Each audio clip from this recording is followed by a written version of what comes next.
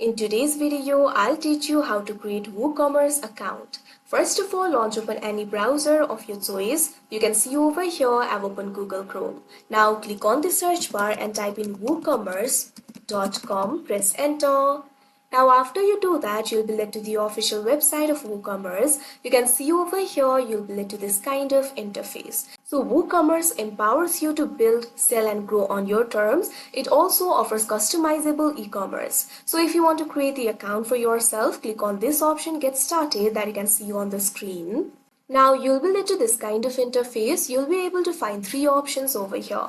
I want to start selling online. I'm interested in moving my store to WooCommerce. Speak to us about using WooCommerce at scale. So simply click on the option of your choice. Here I'm just going to click on this option.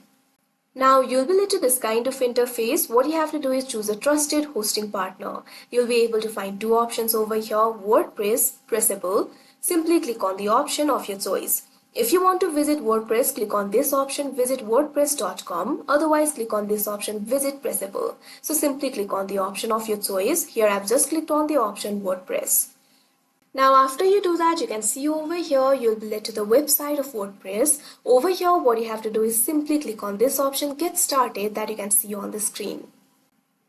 Now you'll be led to this kind of interface. You'll be able to see the question over here.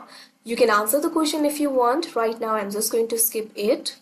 Now you can see over here you'll be led to this kind of interface. So WooCommerce is the paid account. In order to use it, you'll have to pay some amount. You'll be able to see the features over here. So if you want to start the 14-day trial period, you can simply click on this option, Start the Commerce Trial.